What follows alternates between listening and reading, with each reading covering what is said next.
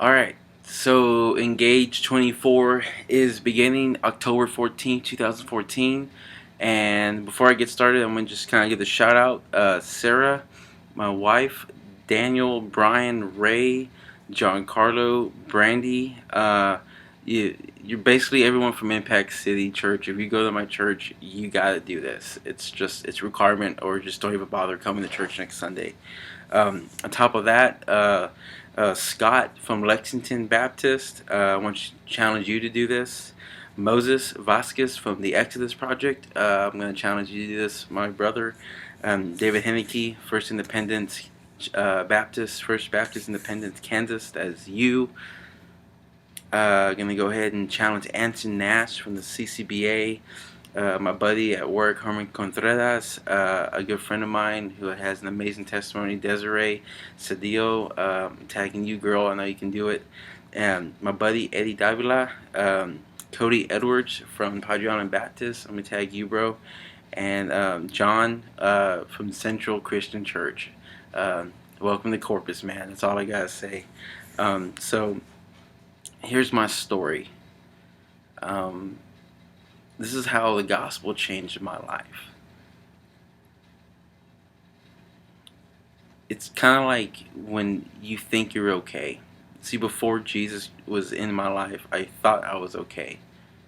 I wasn't really a troublesome kid. I didn't do drugs. I wasn't drinking. I don't have one of those crazy stories where I say that I got into all this trouble and then somehow met Jesus. No, it wasn't like that. Um, got married, had a child, my oldest boy, and one day decided to go to church with Sarah. She was bugging me to go to church. Finally went, and somewhere in the service, a few weeks into me going and just being kind of whatever about it, um, I began to see a need. I had never seen that need before. I had never seen the need and the urgency that I needed Jesus in my life. I never knew that. See, I thought I was good.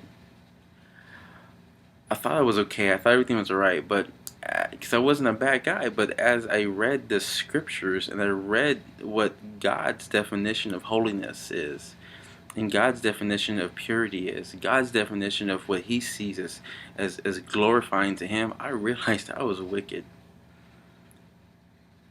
In all my goodness, I was still bad, and it just broke me down.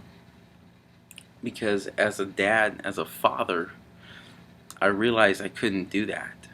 I couldn't be what I needed to be without Jesus. I couldn't be the man that I needed to be without Jesus in my life. And so I broke down one day at church. I don't even know what happened. It came over me. I started just bawling my eyes out. It wasn't one of those altar calls where you go up. I mean, it was like one of those messy snot in my nose, just realization that I needed Jesus in my life, that I needed to surrender everything to Him. And no matter what would happen in my life, no matter if I fell, if I kept just messing up in life, that I was still always going to go back to Jesus. And that day, there in that church, I gave my life to Christ on my knees, face planted down on the seat, just bawling my eyes out.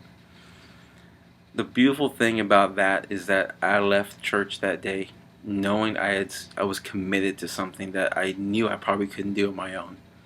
And so God's overwhelming grace came upon me, and just knowing that even though I was going to not be perfect at that moment, I was not going to go home and just be the saint of a man, that He was going to continue to walk with me if I was just continuing to pour my life into Him and continuing to follow Him, that I was going to be okay eventually, that everything was going to be fine. And you know what? It's been great. I'm not perfect by any means. Um, I still have a lot to learn. But I continue to surrender my life to Jesus Christ every day, because He continues to forgive me and to walk with me and show me grace every day. And if you've never done that in your life, and if you're listening to this, and you've never committed your life to Jesus Christ, I just got one question, is what are you waiting for? This is Engage 24. This is how we are going to do it today. We're going to share the gospel, our personal gospel stories with everyone out there on Facebook. So what are you waiting for? How many times are you going to hear this story of how one of your friends has heard the gospel and their lives has been changed? How many times are you going to hear that story today? What are you waiting for? Engage 24.